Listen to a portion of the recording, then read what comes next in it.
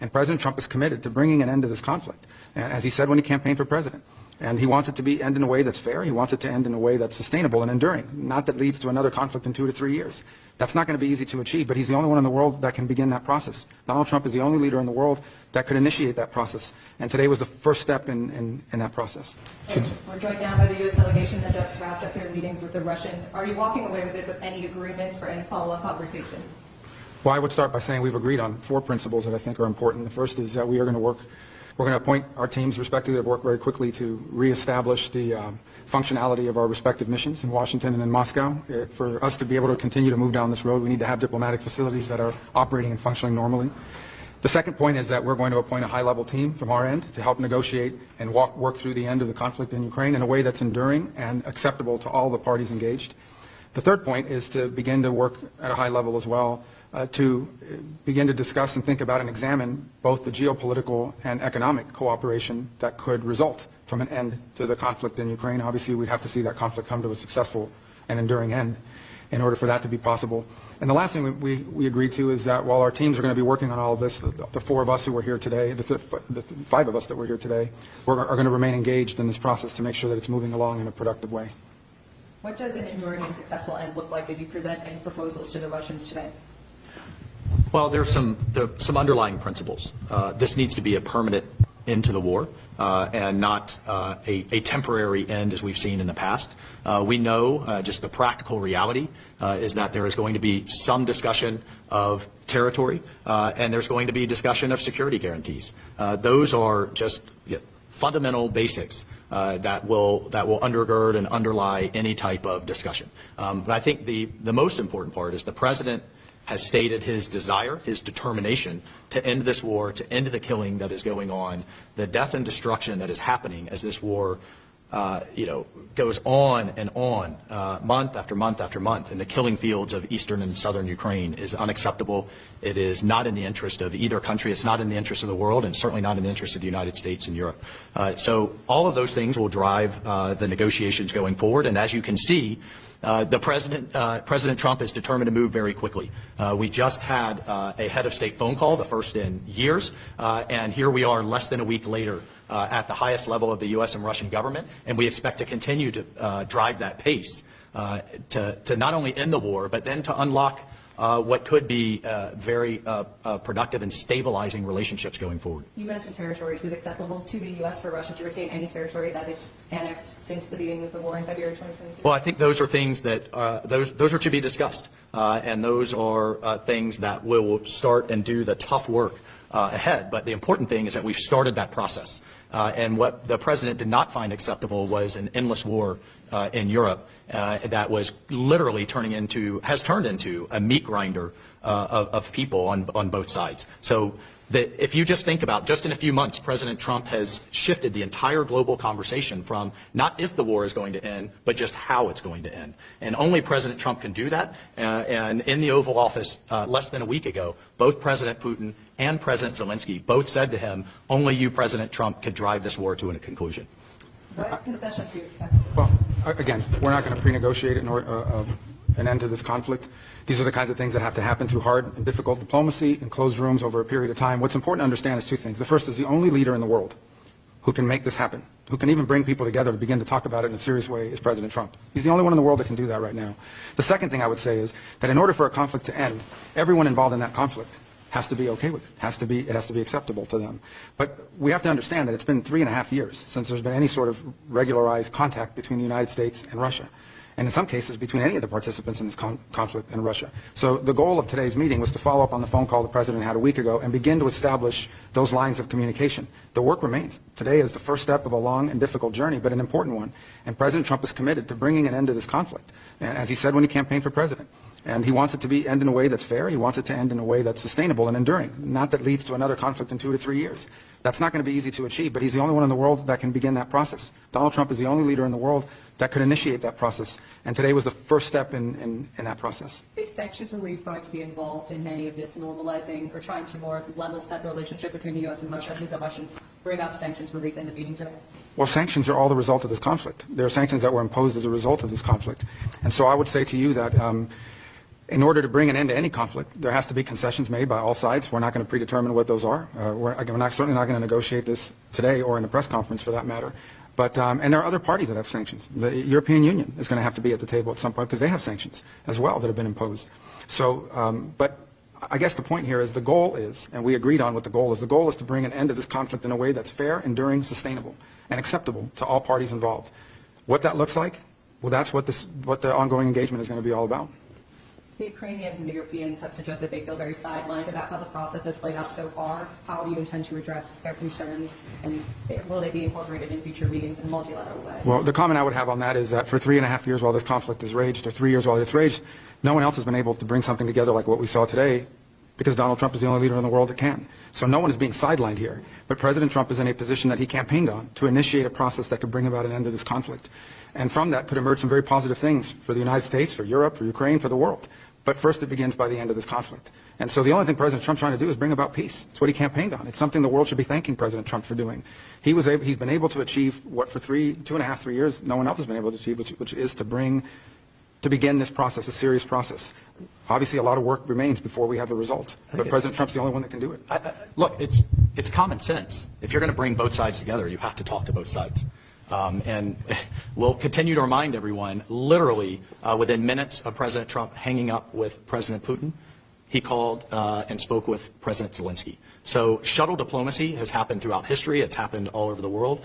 We are absolutely talking to both sides. The Secretary of State just met with President Zelensky days ago, along with the Vice President, 7 cabinet members in Europe at the same time, really showing the importance of engaging our allies. President Trump spoke with President Macron just yesterday. Prime Minister Starmer is coming to Washington next week. So I think the facts will continue to push back on this notion that our allies haven't been consulted. They are being consulted literally almost on a daily basis, and we'll continue to do so. Did you set a date for the two presidents to meet at this meeting? Like to expect that way? We did not. We did not set that date, but the two presidents talked about meeting and expect to meet. Can you take us a little bit in the room today? What was the interaction like? How would you characterize the discussions? It was positive, upbeat, constructive. Everybody there to get to the right outcome, solution-based. We discussed it afterwards. We couldn't have imagined a better result after this session. It was very, very solid. Will you be traveling to Russia again, Mr. Witkoff? I'm not sure, but we'll make that determination in the next couple of weeks. The Europeans, like Keir Starmer, the UK Prime Minister, has said the U.S. needs to back any sort of European solution to the war. Is this something that you are willing to commit to? Well, I think that's something that we'll continue to discuss. We have certainly, again, as a first principle, a European-led security guarantee. We have the President, many of us, as members of prior members of Congress ourselves, have called for the Europeans to continue to contribute to our common defense, to continue to share the burden of NATO defense. We'll continue to point out that while things have improved, starting with President Trump's first term, the fact that a third of our NATO allies still do not contribute the minimum of 2% of their GDP to defense a decade after that we all collectively made that agreement isn't acceptable. We have the NATO summit coming up this June, and we would expect with the type of conflict, the type of warfare and destruction we've seen in Europe, sadly, the last several years, that we have 100% at the minimum, and in fact are exceeding that. So, look, this is a common effort. This isn't just about what the United States is going to continue to contribute and what we are going to continue to ask of the American taxpayer. We all have to make those tough decisions. We all have to contribute to our common defense, and we expect that this to be a two-way street for our European allies. And the fact that both the United Kingdom, France, and others are talking about contributing more forcefully to Ukraine's security, we think is a good thing. Did you walk away from this meeting convinced the Russians want peace? You said it might take some time to be convinced of that. How are you seeing that? I mean, I don't view diplomacy that way. I think diplomacy ultimately is based on actions. It's based on commitments that are kept. So I think I came away today convinced that they are willing to begin to engage in a serious process to determine how and how quickly and through what mechanism can an end be brought to this war. Whether we can ultimately reach that outcome will obviously depend on every side in this conflict's willingness to agree to certain things. So I think it's important to have this meeting because we haven't really had much engagement with the Russians for almost 3 years. And it sets the table for future conversations. How that turns out will be up to the parties and their willingness not just to make commitments but to live by them. That'll be tested in the weeks to come. But I can tell you again, as I reiterate, President Trump has made it very clear during the campaign he thought this conflict needed to end. He's the only leader in the world that could have started a process that we saw here today, and this process is going to continue. And when you talk about an enduring and sustainable end to the conflict, it means one that's acceptable to everyone involved in it. And that obviously includes Ukraine, but also our partners in Europe, and of course the Russian side as well. So I didn't mean to jump in there, but I just wanted to also take a moment, I think on behalf of all of us and the President, to thank our partners in Saudi Arabia, to thank our hosts for bringing this together, and particularly the Crown Prince Mohammed bin Salman and his team. We are moving quickly, which means they moved very quickly to be such gracious hosts, and we certainly are all appreciative. Absolutely. As the last question, will the Saudis take on a more active mediation role as these talks move forward? Well, that's a decision for the kingdom to make, but I can tell you that the Kingdom of Saudi Arabia is playing an indispensable role in making today possible. Not just hosting us, but bringing the parties together to have these conversations.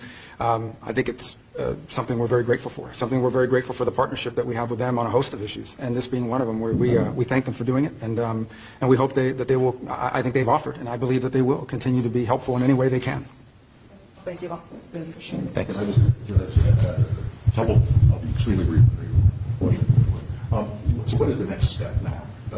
The high-level team you mentioned is number 2 or number 3. Yeah, so let me walk you through the next step is multi-track. The first next step is working through our respective teams at the diplomatic side just to ensure that our diplomatic missions can function. There's been a series of reciprocal actions taken over the last 10 years that have really diminished our ability to operate in Moscow, as an example, and they would argue their ability to operate in Washington. We're going to need to have vibrant diplomatic missions that are able to function normally in order to be able to continue these conduits. The second is a high-level team, including those who are experts on these topics, so the technical side, to begin to engage with their side on parameters of what an end to this conflict would look like. And on that front, obviously, there's going to be engagement and consultation with Ukraine, with our partners in Europe and others. But ultimately, the Russian side will be indispensable to this effort, and so that process will begin. And then the third is, together with those other two, is beginning to engage in identifying the extraordinary opportunities that exist should this conflict come to a acceptable end, the credible opportunities that exist to partner with the Russians geopolitically on issues of common interest, and frankly economically, on issues that hopefully will be good for the world and will also improve our relations in the long term between these two important countries. So all three of those efforts will be happening in conjunction with one another. Obviously the diplomatic one is one we hope to move pretty quickly on, because this involves the treatment of our respective missions. The second one will be difficult, which is the question of Ukraine and the end of that conflict. But I think that's essential in order for the third piece to even be possible, which is our ability to work together on other geopolitical matters of common interest, and of course some pretty unique, potentially historic economic partnerships as well. The key that unlocks the door for those opportunities, however, is the end to this conflict. But Brett, in terms of when does the high-level team meet? Is there been any date? There's no date set, but as President Trump is, as you've seen over the last 4 weeks, not patient in terms of getting action. He drives hard, he wants to get things done. He's been wanting to do this, and he's moving very quickly to fulfill the promises he made to the American people when they elected him as our president. Okay, and then in terms of number 1, in the restoration of diplomatic missions, you'll remember that the first big hit of the tit for tat was after the Skripal poisoning, and the U.S. under one of your predecessors, Mr. Tillerson, expelled a lot of Russian diplomats, to which they responded. The consulate in St. Petersburg got closed down by the Russians. You guys closed down the consulate in Seattle, and several others. Are those going to reopen? Well, that's what we're going to be talking about. And but ultimately, again, I'm not going to negotiate or just work on that in public. That's what these channels will be about. But ultimately, the goal we need to have is we have to have some normalcy in our missions and in their ability to function. And the main embassies, even. And in the main embassies, just the main embassies, regardless of the consulates. I mean, if our diplomatic channels are broken, it's going to be very difficult to consistently engage on a host of topics, including some unrelated irritants that could derail the broader talks on Ukraine. So there has to be some improvement in the way our missions are able to work and in the environment and space that they're given to operate in. So that's something we want to move on quickly, and it's important to set the table for the other two things that we want to do. But I think the key really in all of this is ultimately going to be whether an agreement can be reached with all parties involved on an acceptable resolution to the conflict in Ukraine. Because if that happens, not only will the world be a better place, but I think there will be some pretty unique opportunities to work with them on areas of bilateral geopolitical interests and some very unique economic opportunities. But we have to get the Ukraine situation resolved first in a way that's acceptable to everyone. Okay, my last one. But does that mean if you get the staffs back to the normal operational level and staffs at the embassies, that you consider the Skripal case, the Crimea annexation to be closed. There are no longer issues, because I think, you mentioned that Keir Starmer is going to be in Washington next week. I can imagine that the Brits won't be particularly. Yeah, again, I'm not going to negotiate or talk through every element of the disruptions that exist or have existed in our diplomatic relations and the mechanics of it. Suffice it to say that President Trump has pledged and intends to keep his promise to do everything he can to bring an end to this conflict. We cannot do that unless we have at least some normalcy in the way our diplomatic missions operate in Moscow and in Washington, D.C. And so we need to work to improve that, and we're going to work with them to see what's possible within that context. Does that include removing Lavrov from rescinding sanctions that have been imposed? We're just not at that level of conversation yet, but certainly there'll be a number of topics that will have to be discussed along the way. We haven't even begun that process. Today was just an agreement to begin a process to talk about those things. All right. Thank you. Thank you.